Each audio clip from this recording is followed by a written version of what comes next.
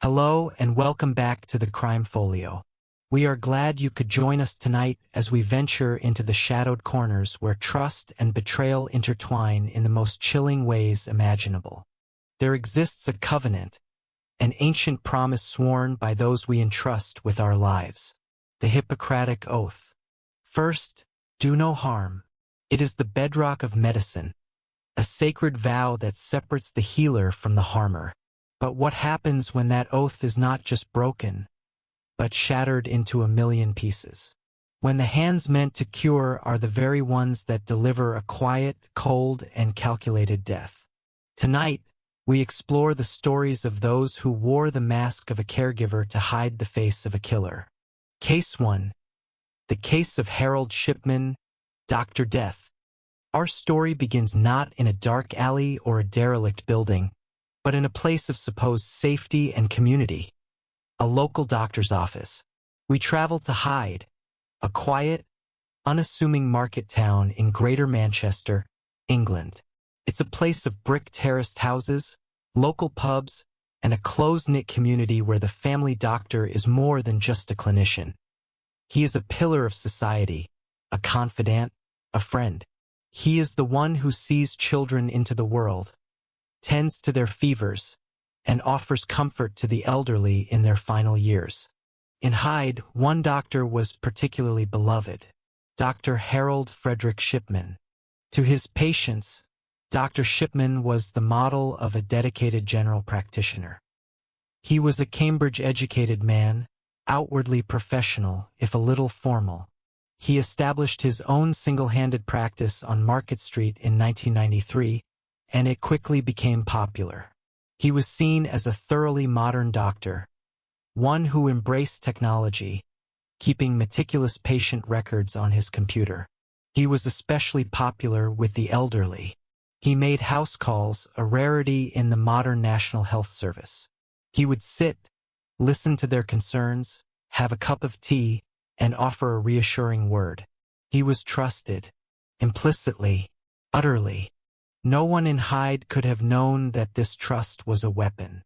They couldn't have imagined that behind the reassuring smile and the calm demeanor was a mind engaged in an unfathomable act of betrayal. They did not know they were in the presence of the most prolific serial killer in British history. The unraveling of Harold Shipman's dark secret began, as it so often does, with a single thread of doubt pulled by a single, determined individual. That individual was Angela Woodruff. Angela was a successful solicitor, a woman trained to look at the world with a critical eye. Her mother was Kathleen Grundy, the former mayoress of Hyde. At 81, Mrs. Grundy was anything but a frail, sick woman. She was vibrant, active, and full of life. She did charity work, went to coffee mornings, and was a well-known and well-loved figure in the town. On June 24, 1998, Angela received the news that her mother had died. Dr. Shipman had been the one to certify the death. He had visited Mrs. Grundy that morning. He told Angela that he had been at the house when her mother simply collapsed and passed away peacefully in her chair. He recorded the cause of death as old age. It was sad, of course, but not entirely unexpected for a woman of 81. Angela, grieving, accepted the doctor's word. The first tremor of suspicion came a few weeks later. Angela, as the executor of her mother's estate, was contacted by another solicitor. This solicitor had received a peculiar document. A new will, supposedly typed by Kathleen Grundy herself. It was a crude, poorly typed document, riddled with spelling errors. Its contents were shocking. The will disinherited Angela and her children, leaving Kathleen Grundy's entire estate worth nearly £400,000 to one man, Dr. Harold Shipman. The document ended with a chillingly clumsy phrase. I give all my estate, money and house to my doctor. My family are not in need, and I want to reward him for all the care he has given me and the people of Hyde. For Angela Woodruff, this was impossible. Her mother was a meticulous woman who would never have produced such a sloppy document. More importantly, she would never, ever have cut her family out of her life. The signature looked odd, forged. Angela's legal training kicked in, overriding her grief. She knew something was profoundly wrong. She refused to let it go. She took the will and her suspicions to the police. At first, the police were hesitant. This was Dr. Shipman they were talking about, a respected community figure. It seemed more likely to be a misunderstanding, a case of a grieving daughter lashing out. But Angela Woodruff was persistent. She insisted that the circumstances were too suspicious to ignore. Her professional standing and the sheer strangeness of the will convinced Detective Superintendent Bernard Postles of the Greater Manchester Police to open a quiet, preliminary investigation. The first and most crucial step was to find out what had really caused Kathleen Grundy's death. This required a grim but necessary procedure, the exhumation of her body. On August 1, 1998, Kathleen Grundy's coffin was raised from the earth. Forensic toxicologists took tissue samples. The results came back and they were unequivocal. Kathleen Grundy had not died of old age. Her body contained a massive, lethal overdose of diamorphinomedical-grade heroin. Suddenly, the case was no longer about a suspicious will. It was a murder investigation, and the prime suspect was the town's most trusted doctor. The police arrested Harold Shipman on September 7, 1998. They searched his surgery on Market Street, seizing his medical equipment and, most importantly, his computer. Shipman himself was calm, almost arrogant during his interviews. He denied everything. He claimed Mrs. Grundy was an addict, a secret heroin user, and that she had likely administered the dose herself. The suggestion was absurd, a desperate lie that only deepened suspicion. As detectives began to dig into Shipman's patient records, a horrifying pattern started to emerge. They focused on a specific profile: elderly female patients who had died suddenly and unexpectedly at home, shortly after a visit from Dr. Shipman. In almost every case, Shipman had been the last person to see them alive and had been the one to certify the death, often citing natural causes or old age. The computer that Shipman believed was his tool of modern efficiency became his undoing. It held a digital ghost trail. Forensic analysis of the hard drive revealed something astonishing. Shipman had been retrospectively altering his patients' medical records. He would visit a patient, administer the lethal injection, and then, hours or even days later, he would log on to his computer and create false entries. He would invent symptoms and fabricate conditions: chest pains, shortness of breath, confusion, to build a medical history that would make a sudden death seem plausible. But the computer's internal clock recorded the real time of the entries. He was writing a patient's final medical history after they were already dead. One by one, the stories came to light. The police identified a cluster of suspicious deaths. They contacted the families, who were often still under the impression their loved ones had passed away peacefully. There was the case of Ivy Lomas. She was found dead in her home on May 29, 1997. Dr. Shipman had signed her death certificate, noting the time of death. But telephone records proved that at the exact time he claimed she had died, he had not yet even arrived at her home. There was Marie West and Irene Turner, two more elderly women who died in circumstances that now looked eerily similar to Kathleen Grundy's. The list grew longer and longer. The police began the grim task of exhuming more bodies. Each one told the same story: death by diamorphine. The investigation uncovered Shipman's method, his modus operandi, which was chilling in its routine simplicity. He targeted elderly women, particularly those who lived alone. He would visit them at their homes, under the guise of a routine checkup. He would engage in his usual friendly chatter, perhaps accept that cup of tea he was so famous for. Then, at a chosen moment, he would prepare a syringe with a fatal dose of diamorphine and inject his unsuspecting patient. He would then wait for them to die. Sometimes, he would be the one to discover the body and call a relative or the undertaker, playing the part of the concerned, grieving doctor. He controlled the entire narrative, from the fabricated illness to the certification of death. His authority as a doctor was his shield, and for years it was impenetrable. To understand how Harold Shipman became Dr. Death, one must look back at the forces that shaped him. He was born in Nottingham in 1946 to a working-class family. He was reportedly a solitary child, but exceptionally close to his mother, Vera. When he was 17, Vera was diagnosed with terminal lung cancer. Young Harold watched his mother's slow, painful decline. He witnessed the palliative power of medicine as a doctor made house calls to administer morphine, easing her suffering in her final days. Vera died when Harold was just 17. This event is seen by many criminologists and psychologists as the seminal moment in his life. Did he see the doctor's ability to ease suffering with a needle as an act of ultimate power? Did it plant a seed, a distorted fascination with controlling the threshold between life and death? We can only speculate, as Shipman himself never offered any explanation. He went on to medical school and began his career. But the model doctor of Hyde had an earlier, darker chapter. In 1975, while working at a practice in Todmorden, West Yorkshire, Shipman was caught forging prescriptions for pethidine, a powerful opioid, for his own use. He had become an addict. He was convicted, fined £600, and briefly attended a drug rehabilitation clinic. The General Medical Council, the body responsible for regulating doctors in the UK, gave him a formal warning.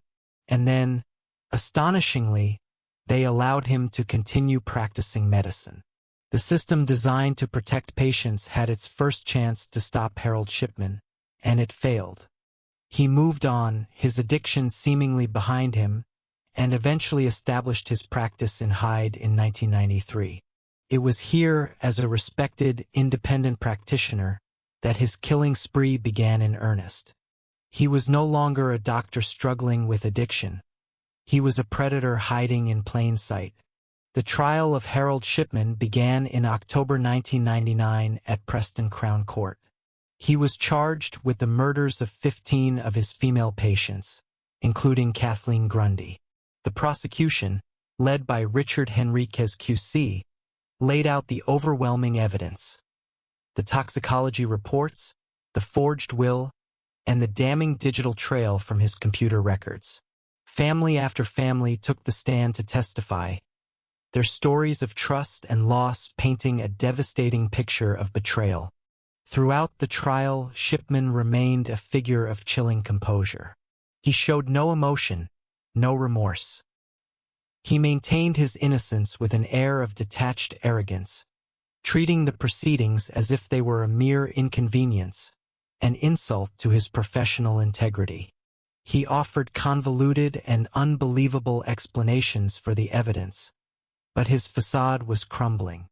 On January 31, 2000, after 6 days of deliberation, the jury returned its verdict. Guilty on all 15 counts of murder. The judge, Justice Forbes, addressed Shipman directly. "You have finally been brought to justice by the verdict of this jury," he said, before sentencing him to 15 concurrent life sentences.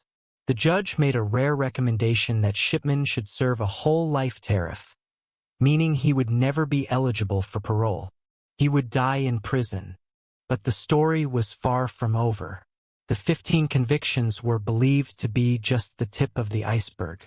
The British government launched a massive public inquiry, the Shipman Inquiry, chaired by Dame Janet Smith, to determine the full extent of his crimes and to investigate the systemic failures that allowed him to kill for so long undetected. The inquiry was a monumental undertaking, lasting 2 years and examining the records of over 500 deceased patients. His findings, released in 2002, were staggering. The inquiry concluded with certainty that Harold Shipman had murdered at least 215 of his patients. Another 45 deaths were deemed highly suspicious, bringing the probable total to around 260 victims. The youngest was a 41-year-old man, Peter Lewis, though the vast majority were elderly women. His killing spree had spanned more than 2 decades, from his early days as a junior doctor in 1975 to his arrest in 1998. The inquiry exposed a catalogue of failures within the British healthcare system. It highlighted the antiquated and easily exploitable system of death certification, which allowed a single doctor like Shipman to sign a death certificate without any secondary checks. It criticized the lax monitoring of controlled drugs like diamorphine. It condemned the General Medical Council for its failure to properly investigate Shipman after his pethidine conviction in the 1970s. The report led to sweeping reforms in UK medicine, changing procedures for death certification, drug monitoring, and the revalidation of doctors. As for Harold Shipman, he never confessed. He never explained his motives. He was sent to Wakefield Prison, where he remained an isolated and arrogant figure. Why did he do it? Was it a God complex, a desire to play God and decide who lived and who died? Was it a twisted, narcissistic form of euthanasia, a belief that he was benevolently ending the suffering of the elderly, even when they weren't suffering? Was he simply a sadist who enjoyed the power and the act of killing? The world will never know. The final act of Harold Shipman's life was as controlled and calculated as his crimes. On January 13, 2004, the day before his 58th birthday, he was found hanging in his cell. He had used a bedsheet to take his own life. The timing was deliberate. By dying before the age of 60, his widow was guaranteed to receive his full National Health Service pension, a substantial sum. Even in his final moments, his actions were self-serving, a final, cold manipulation of the system. The case of Harold Shipman leaves a permanent scar on the psyche of a nation. It tells a story not just of a monstrous individual, but of a trust so profound that it created a blind spot, an environment where the unthinkable could happen again and again. He turned the sacred act of a house call into a death sentence and the tools of healing into weapons of murder. He shattered the Hippocratic oath, leaving behind a legacy of grief, fear, and hundreds of lives cut short by the man they called Doctor. But the chilling truth is, he was not the only one. The shadow of the healer-turned-killer extends across oceans and into the corridors of other hospitals, other care homes.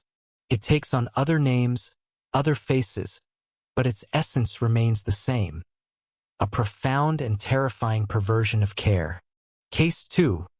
The case of Charles Cullen, the Angel of Death. Our journey now takes us across the Atlantic, to the United States, and into the very heart of the modern medical establishment. The hospital. These are sprawling institutions of polished floors, fluorescent lights, and the constant, rhythmic beeping of machines that measure the fragile cadence of life.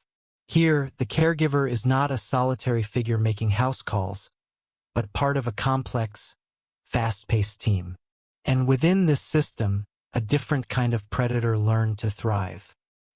He was not a pillar of the community like Shipman, but a ghost transient, quiet figure who drifted from hospital to hospital, leaving a wake of silent death that went unnoticed for 16 years. His name was Charles Edmund Cullen. Cullen was, by all accounts, an unremarkable man. He was a nurse, not a brilliant one, not a charismatic one, just a quiet, competent presence on the ward. Colleagues remembered him as helpful, sometimes a bit strange, but generally reliable. He often took the difficult night shifts, volunteering to watch over patients when the hospital was at its quietest and most vulnerable. He was an intensive care nurse, working in the units where life and death hang in the most delicate balance. It was in these liminal spaces the cardiac care units, the burn units, the ICUs that Cullen carried out his work. He became known as the Angel of Death.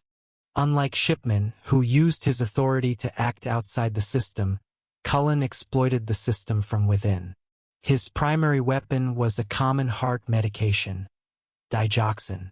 Administered correctly, digoxin helps regulate an irregular or rapid heartbeat. It strengthens the heart's contractions. But in overdose, it is a potent and insidious poison. It causes the heart to beat erratically and then, eventually, to stop altogether. A digoxin overdose mimics a natural cardiac arrest, especially in patients who are already critically ill. It is a death that, on a hospital chart, can easily be explained away. Cullen would also use other substances readily available to him: insulin, epinephrine, potassium chloride, whatever was on hand. His method was one of stealth and opportunity. He would use the hospital's computerized medication dispensing systems, most often the Pyxis machine, to access these drugs. He became a master of its loopholes. He would order a drug for one patient, cancel the order, but take the drug anyway. He would order drugs for patients who had just died or been discharged, knowing the system wouldn't flag it immediately. Then, carrying the lethal dose in a syringe, he would walk the quiet, darkened corridors of the night shift. He would find a patient, often one who was sleeping or unconscious, and inject the poison directly into their bag. The drug would drip slowly, silently into their bloodstream. Hours later, the patient's heart monitor would alarm. A code blue would be called.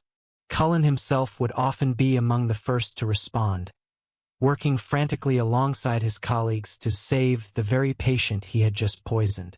He was the arsonist joining the fire brigade. For 16 years, Cullen moved like a phantom through the healthcare systems of New Jersey and Pennsylvania, working at 9 different hospitals and 1 nursing home. And at every single one, there were suspicious deaths. Patients who were stable would suddenly crash. Patients on the verge of being discharged would die unexpectedly. There were clusters of deaths, statistical anomalies that should have raised red flags. And they did. Time and again, colleagues and supervisors grew suspicious. They noted the sheer number of codes and deaths that occurred on Cullen's shifts. They saw him near patients who would later die. They noticed vials of unused medication in Sharp's disposal bins. Whispers followed him. An internal investigation might be launched. Questions would be asked. But then something extraordinary would happen. Just as the net seemed to be closing in, Charles Cullen would resign.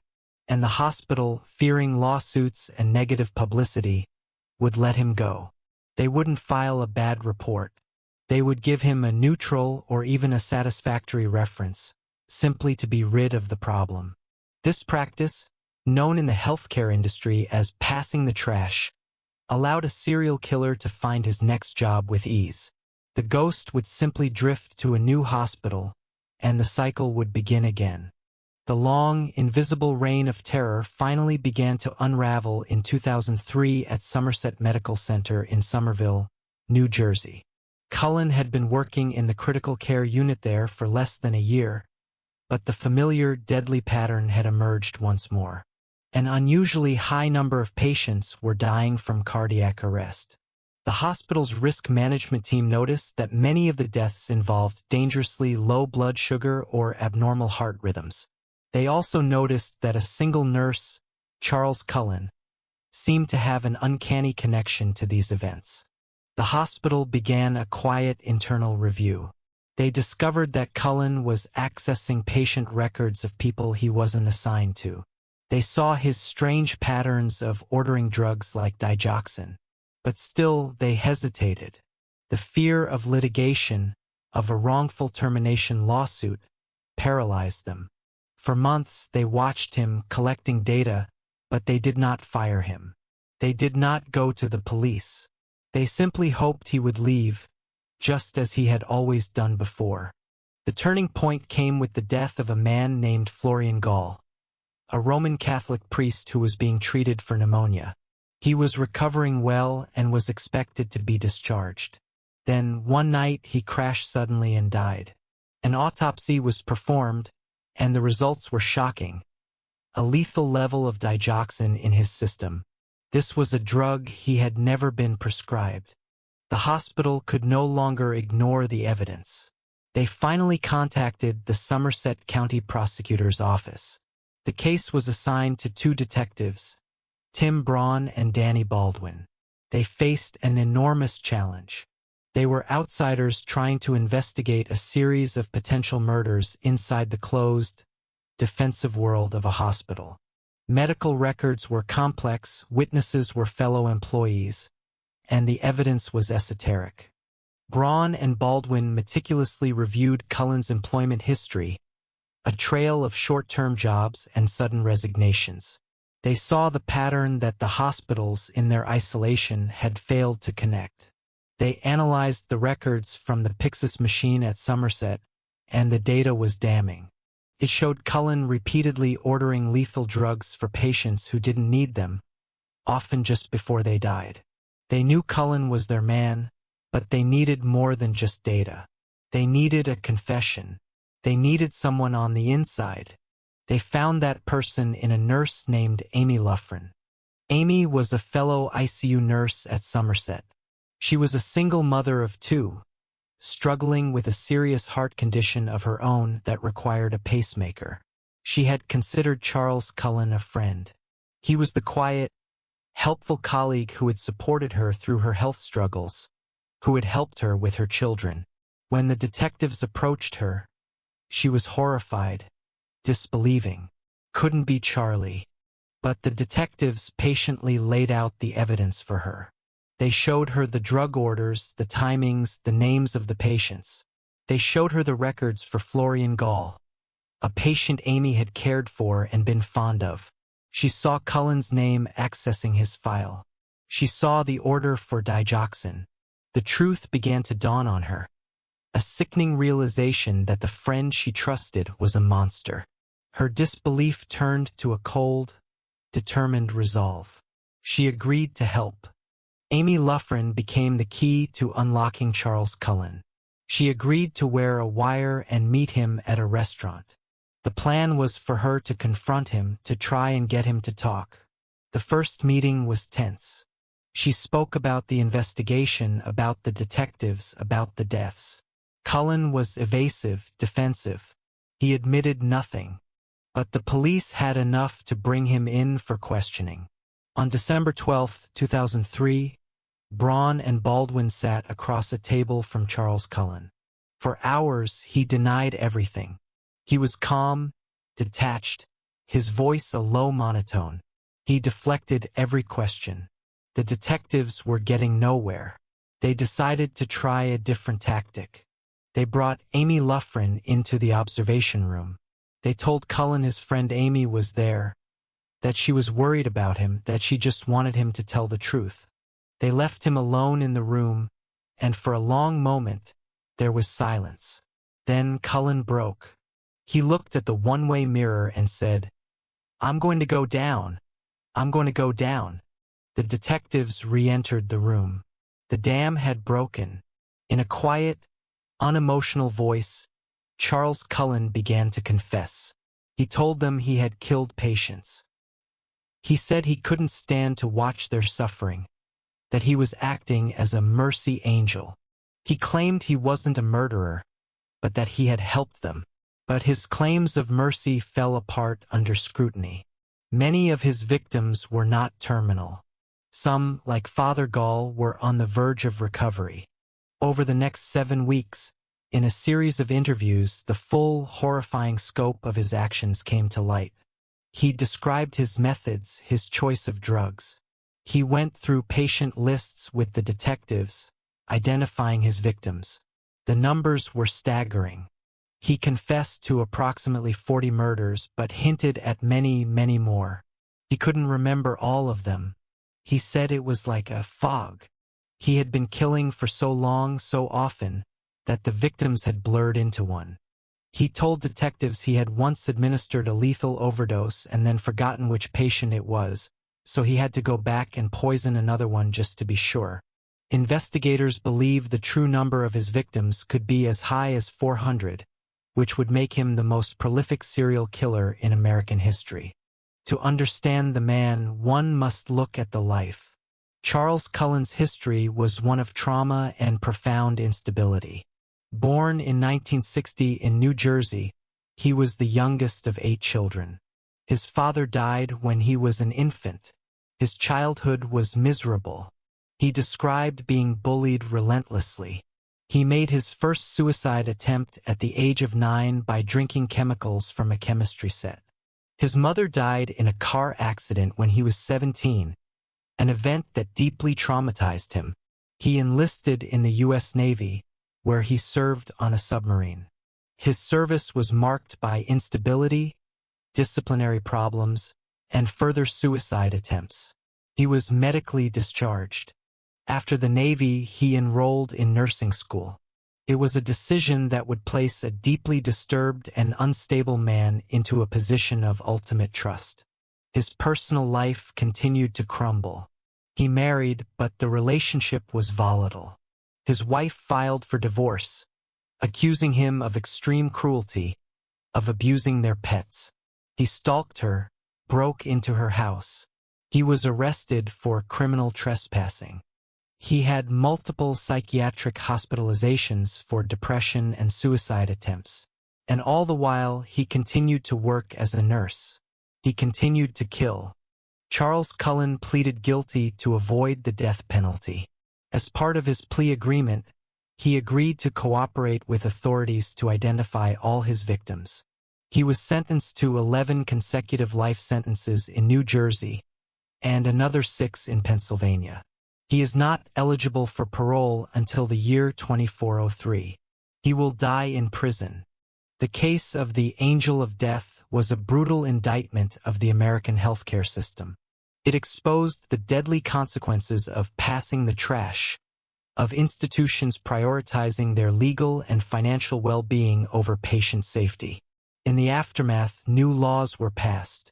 The New Jersey Patient Safety Act and other similar legislation aimed to increase reporting requirements and provide legal protection for hospitals that give honest, negative references for dangerous employees. But the story of Charles Cullen is a haunting reminder of the ghosts that can walk the halls of our most trusted institutions. He was not an angel of mercy. He was a man consumed by his own misery, who projected his own despair onto his patients and appointed himself the arbiter of their suffering. He was a killer who used a needle instead of a knife, and whose camouflage was a set of nurses' scrubs. His legacy is one of profound systemic failure, a story of how a man who was screaming for help in his own life was instead given the power and the opportunity to inflict silent, untraceable death over and over again. And yet, the spectrum of medical murder is broader still. It is not limited to those who claim a motive of twisted mercy. For some, the act of killing is not about ending suffering, but about creating it, about a narcissistic desire to be at the center of a drama of their own making. Case 3. The case of Michael Swango, the poisoning doctor.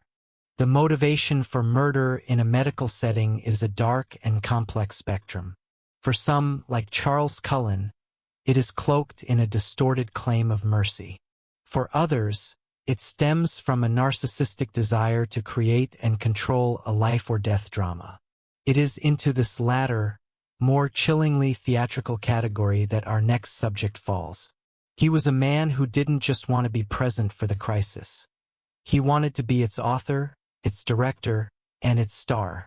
His name was Michael Joseph Swango, and his stage was the hospital floor.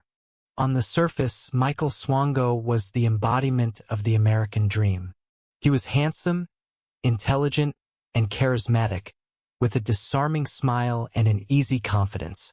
He was a high school valedictorian, a decorated Marine, a man who seemed destined for success. When he enrolled in medical school at Southern Illinois University, SIU, in 1981, His future seemed bright. No one could have guessed that behind the polished facade was a chilling, lifelong obsession with poison and violent death. This obsession was not a secret he kept entirely hidden. As a teenager, he filled scrapbooks not with pictures of sports heroes or movie stars, but with graphic newspaper clippings of car crashes, industrial accidents, and gruesome murders. In the Marines, he was noted for his enthusiasm for books about poisons and Nazi atrocities. But these were dismissed as macabre quirks, the eccentricities of a sharp mind. No one pieced them together to see the portrait of a budding psychopath. The first clear signs that Swango's dark interests were bleeding into his professional life emerged during his surgical internship at Ohio State University, OSU Medical Center in 1983. Almost immediately after he began his rotation, a strange and terrifying pattern developed. On his watch, perfectly healthy patients would suddenly and inexplicably stop breathing. Patients undergoing routine procedures would suffer bizarre, near-fatal seizures. Nurses, the vigilant eyes and ears of any hospital, were the first to notice.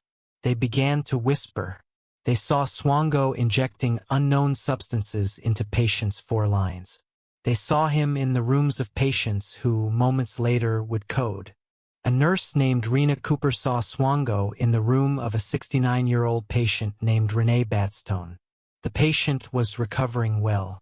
A few minutes later, she suffered a respiratory arrest and died. Cooper was so disturbed that she saved the syringe and tubing from the room, convinced Swango had poisoned the woman. The nurses spoke up. They reported their fears to their supervisors. They compiled a list of dozens of suspicious incidents and deaths, all connected to the presence of one man, Michael Swango. They nicknamed him 00 Swango, a grim joke referencing James Bond's License to Kill. An investigation was launched by the university, but it was shamefully inadequate. Swango was questioned. He was cool, articulate, and utterly convincing. He offered plausible-sounding medical explanations for each incident. For the events he couldn't explain away, he had a simple, chilling excuse. He was prone to blackouts during times of stress and had no memory of the events. OSU, like so many institutions before and after it, was faced with a choice. Confront a horrifying scandal involving one of its own medical interns, or accept a less damaging explanation. They chose the latter. The investigation concluded that there was insufficient evidence of wrongdoing. They did not fire him. They simply allowed him to finish his internship elsewhere, effectively passing their problem on to the next unsuspecting institution. But they did one thing that would haunt the investigation for years.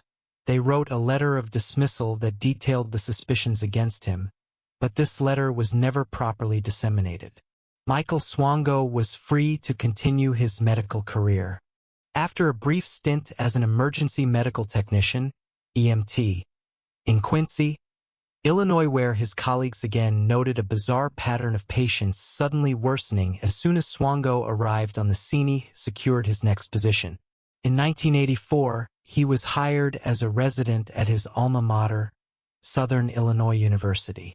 And it was here that his compulsion to poison escalated from the clandestine to the flagrantly public. In October of 1984, several of Swango's fellow paramedics in the Quincy Ambulance Corps began to fall violently ill.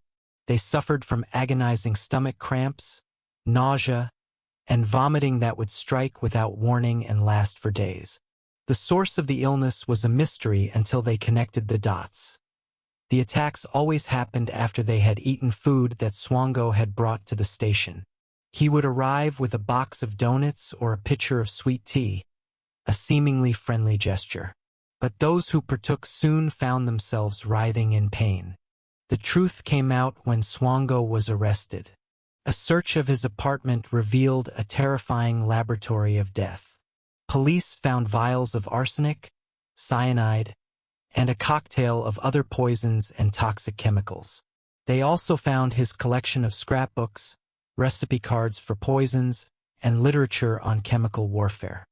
He had been systematically poisoning his colleagues, not to kill them, but seemingly for the sheer thrill of watching them suffer and creating chaos. This time, he could not talk his way out of it. In 1_985, Michael Swango was convicted of aggravated battery for poisoning his co-workers. He was sentenced to 5 years in prison. For a moment, it seemed the system had finally worked. A dangerous man had been caught and would never be allowed near patients again. This assumption was tragically wrong. Swango served just 2 years of his sentence. Upon his release in 1987, he was a convicted felon, and his medical license had been revoked. Any rational system would have ensured he could never again wear a doctor's coat. But Swango was a master manipulator and a pathological liar. He began the process of rebuilding his identity, legally changing his name from Michael to Daniel. He crafted a fictional history for himself, meticulously forging documents and lying on applications. He claimed his felony conviction was the result of a bar fight, a youthful indiscretion. And incredibly, the broken, fragmented system of medical credentialing began to accept his lies. In 1991, he found a job as a lab technician at a career development center in Newport News, Virginia. Soon after, his co-workers began to suffer from the same mysterious, debilitating stomach illnesses that had plagued the paramedics in Quincy. By 1992, he had talked his way into a 1-year residency program at the University of South Dakota's Medical School in Sioux Falls. He was once again Dr. Swango. He was assigned to the Veterans Affairs, VA Medical Center. And once again, the dying began. Patients with good prognosis would suddenly decline and die. One of his victims at the VA was Baron Harris, a World War II veteran being treated for pneumonia. He was stable until Swango allegedly gave him an injection for sedation. Harris was seized by a mysterious paralysis and died. But here, Swango finally encountered a formidable adversary, Dr. Robert T. M. Phillips, the dean of the medical school. Phillips grew deeply suspicious of the handsome, charming new resident who seemed to be a magnet for death. When a nurse told him that Swango had been seen poring over books about arsenic poisoning, Phillips began his own investigation. He uncovered Swango's real history, the conviction in Illinois, the lies, the whispers from OSU. Horrified, he fired Swango immediately. But Phillips went further. He began a one-man crusade to warn the medical community. He contacted the American Medical Association, AMA, the Federation of State Medical Boards, and every hospital he could think of. He was met with a wall of indifference and bureaucratic red tape. The AMA told him their files on Swango were lost. No national database existed to flag dangerous doctors. Swango, the poisoner, was still free to hunt for his next position. And he found it. In 1993, he applied for a psychiatric residency at the State University of New York, SUNY, at Stony Brook on Long Island. He used forged documents and his well-practiced charm. The hospital, in a catastrophic failure of due diligence, offered him a job. This is where the story takes a turn, where the persistence of a few good people finally began to corner the monster. The dean at Stony Brook, Dr. Jordan Cohen, happened to receive a call from his counterpart at the University of South Dakota, Dr. Phillips. Phillips had heard a rumor that Swango was heading to New York and felt compelled to warn them. Cohen was shocked. He pulled Swango's file and realized the hospital had hired a convicted poisoner. A frantic effort began to verify Swango's past. Cohen called the VA, who confirmed their suspicions. He called the prison where Swango had been incarcerated. He called the parole board. The picture that emerged was one of pure evil. When Cohen confronted the hospital administrators, he was met with resistance. They were afraid of a lawsuit from Swango if they rescinded the offer without ironclad proof. It was the same institutional cowardice that had allowed Shipman and Cullen to flourish. But Jordan Cohen refused to back down. He knew that if he allowed Swango into his hospital, people would die. He formally rescinded the job offer. Then he went a step further. He sent faxes detailing Swango's entire sordid history to all 125 medical schools and the 1,000 largest teaching hospitals in the United States. He was determined to make Michael Swango's name so toxic that he could never work in American medicine again. The FBI, finally alerted to the national threat, issued a warrant for his arrest based on his fraudulent application to the VA hospital. It seemed Swango was finally cornered. But the chameleon had one more act. He vanished. For 3 years, Michael Swango was a ghost. He fled the United States and, in 1994, using more forged credentials, he secured a job at the Nene Lutheran Mission Hospital in Zimbabwe. In this remote, under-resourced corner of the world, far from the reach of the FBI and the warnings of Dr. Cohen, he found a new hunting ground. The pattern repeated itself with terrifying speed. Patients at the Nene Hospital began dying at an alarming rate, always after being treated by the new, handsome American doctor. Dr. Christopher Zijo, a local physician, grew suspicious. He noticed that Swango seemed to predict which patients would die, and that he showed a bizarre, almost gleeful excitement during medical emergencies. When Zijo discovered a vial of poison in Swango's cottage, he alerted the authorities.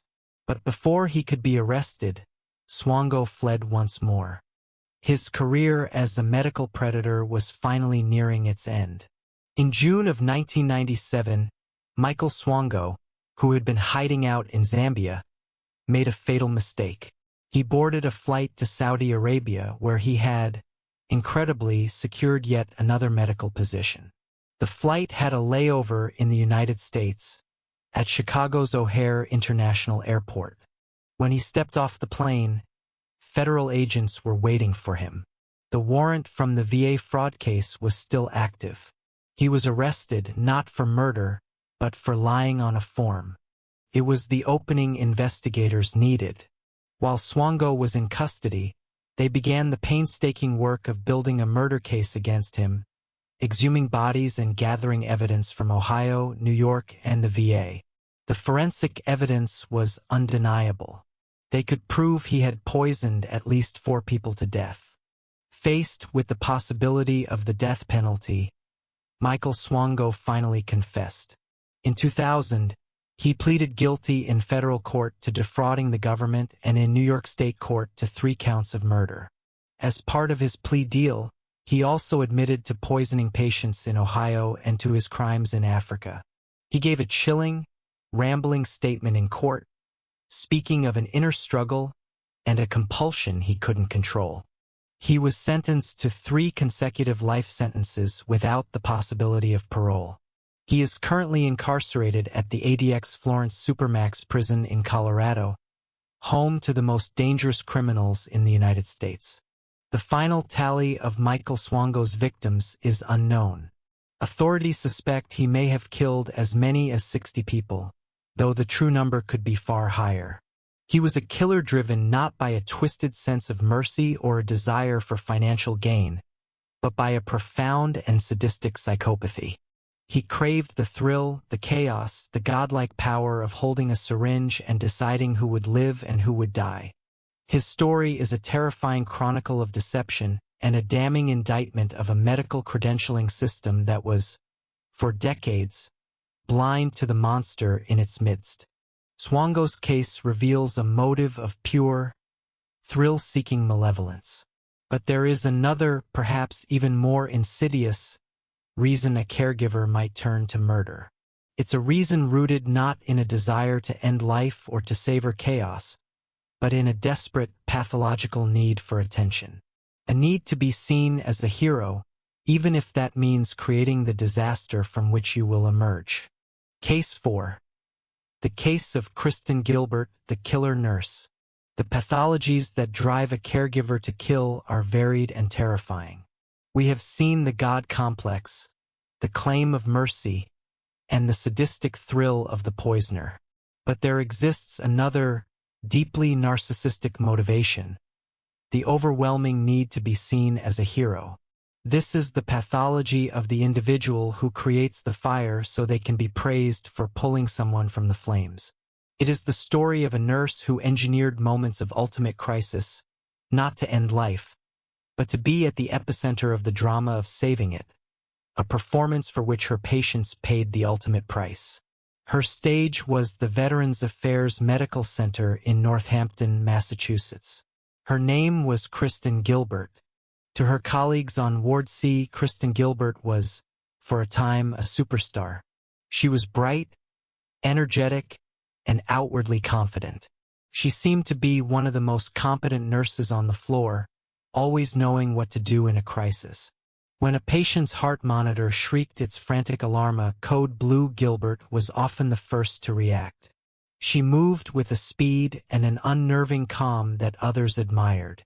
She would be the one calling out vitals, starting chest compressions, and directing the response team. In the chaos of a life-or-death emergency, Kristen Gilbert was an island of control. She seemed to thrive on it. The problem was, the chaos began to happen far too often, and it almost always happened on her shift. In the mid-1990s, the nurses on Ward C, an acute medical unit, began to notice a horrifying statistical anomaly. The number of code blues and patient deaths on their floor had skyrocketed. Healthy, stable patients, many of whom were elderly veterans being treated for routine ailments, were suddenly and violently crashing. A ward that once saw perhaps one death a month was now experiencing 3, 4, or even more. The nurses were exhausted, demoralized, and terrified. A dark cloud of fear and suspicion began to form over Ward C. At the center of this storm was always Kristen Gilbert. A trio of her fellow nurses, Mary Ellen Florian, Susan Dash, and Heidi started keeping informal track. They began to notice the pattern was too perfect, too consistent to be a coincidence. If Kristen worked a day shift, the codes would happen during the day. If she switched to nights, the emergencies followed her into the darkness. They saw that she seemed to have an almost psychic ability to predict which patient would be next. They also noted her strange demeanor. During the frantic efforts to save a patient, she seemed almost euphoric, energized by the adrenaline of the moment. And afterwards, she would bask in the praise, recounting her heroic actions to anyone who would listen. The nurses gave her a nickname, the same grim title that has been whispered down the corridors of so many other hospitals where a caregiver has turned killer, the Angel of Death. Their suspicion solidified around one crucial detail: the hospital's supply of epinephrine. Epinephrine, or adrenaline, is a powerful cardiac stimulant. It's a miracle drug used during a cardiac arrest to jolt the heart back into a regular rhythm. It is kept in glass vials, and a nurse would typically need to sign out 1 or 2 during a code. The nurses noticed that the stock of epinephrine was constantly being depleted, far more than could be accounted for by the legitimate emergencies. They suspected Gilbert was stealing it. Their theory was chilling. They believed Gilbert was using a hypodermic needle to inject massive, lethal overdoses of epinephrine directly into her patients' forebags. An overdose of epinephrine sends the heart into an uncontrollable, chaotic rhythm. Tachycardia that quickly leads to full cardiac arrest. It is a death that perfectly mimics a natural heart attack. Furthermore, because epinephrine is a substance that occurs naturally in the body, it is incredibly difficult to detect in a standard autopsy, especially if a medical examiner isn't specifically looking for it. It was, for a hospital setting, a nearly perfect murder weapon. But why? What was the motive? The other nurses found the answer not in the medical charts, but in Gilbert's personal life. She had begun a passionate affair with a hospital security guard named James Perot. Perot's duties included responding to all medical emergencies. The nurses connected the dots in a moment of sickening clarity. The code blues were a performance. Kristen Gilbert was creating medical catastrophes to summon her lover to her side. Each wailing alarm was a twisted kind of booty call. It was a way for her to impress him with her skill and bravery, to create a high-stakes, life-and-death drama in which she was the star, and he was her captivated audience. Armed with their terrifying suspicions and a logbook of dates, times, and patient names, the three nurses went to the hospital administration. Like so many institutions before them, the VA management was initially skeptical and slow to act. The idea that one of their own nurses was a serial killer was almost too monstrous to contemplate. They opened a quiet internal investigation, but weeks turned into months, and nothing was done. Kristen Gilbert continued to work on Ward C, and the patients continued to die. Frustrated and terrified that more lives would be lost, the nurses threatened to go to the media. This finally spurred the hospital into action. They placed restrictions on Gilbert, and the federal government, which oversees all VA hospitals, was notified. A formal investigation, led by the VA's own police force, was launched in late 1996. As soon as Kristen Gilbert learned she was the subject of an official investigation, she reacted not with fear, but with an even greater act of narcissistic drama. On January 26, 1998, she called in a bomb threat to the Northampton VAMC. She was attempting to throw the investigation into chaos, to create a new, bigger emergency that would eclipse the one she was already in. It was a fatal miscalculation. A bomb threat against a federal facility is a major federal crime. The case was immediately taken over by the FBI. The full weight of the U.S. government now descended upon the case of the killer nurse. The investigation, led by federal prosecutor William M. Welch II, became a model of meticulous forensic and statistical work. FBI agents and statisticians analyzed the death rates on Ward C. What they found was staggering. They calculated that the probability of so many cardiac arrests occurring on one nurse's shifts by sheer chance was 1 in 100 million. It was a statistical impossibility. The investigators then began the grim work of exhuming the bodies of patients who had died under Gilbert's care. Forensic toxicologists, now knowing exactly what to look for, tested the tissue samples. They found what the other nurses had suspected all along: abnormally high, and in some cases astronomically high, levels of epinephrine. The scientific proof was now undeniable.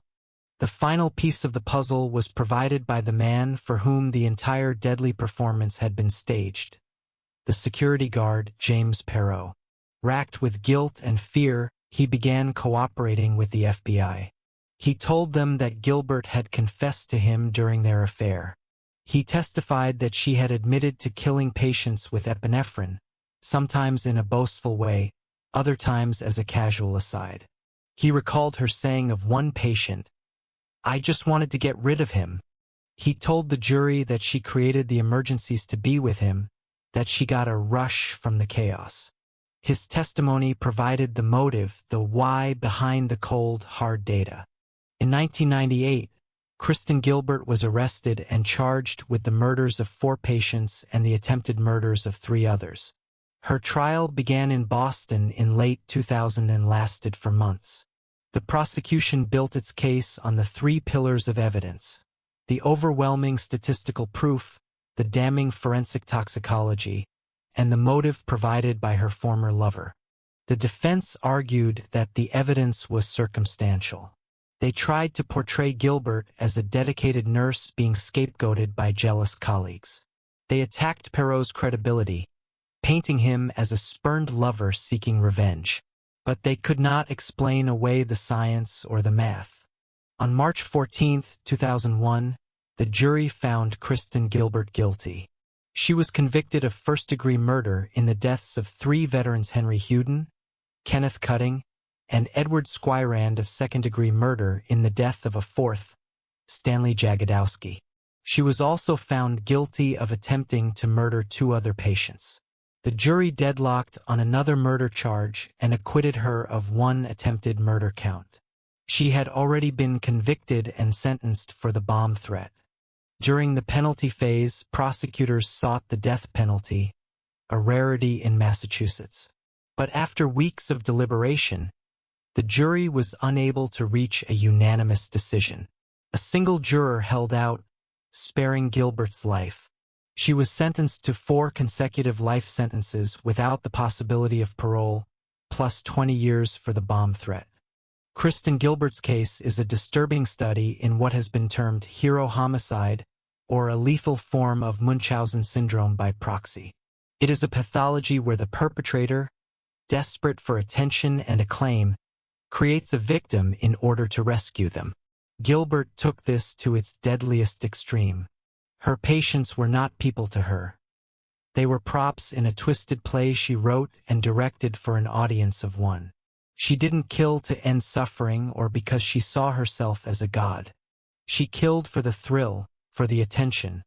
For the love of a man who was drawn to the uniform of a heroic uniform she stained with the blood of the very people she had sworn an oath to protect. The stories we have explored tonight off Shipman, Cullen, Swango, and Gilbert are dark journeys into the ultimate betrayal. They represent the gravest possible violation of the Hippocratic oath, a vow of care twisted into a license to kill. These individuals exploited a system built on implicit trust, using their knowledge and their access not to heal, but to harm in the most silent, intimate way imaginable. Their legacies are a stark and necessary reminder that evil can wear any uniform, even a doctor's coat or a nurse's scrubs, and that vigilance is the price of safety, even in the places we believe we are safest of all. We remember the hundreds of victims, whose final moments were not of peace, but of fear and betrayal at the hands of those they trusted to care for them. May their stories serve not to create fear, but to fortify our resolve that such a profound breach of trust must never be allowed to happen again. Thank you for joining us at the Crime Folio. Sleep well, and until next time, good night.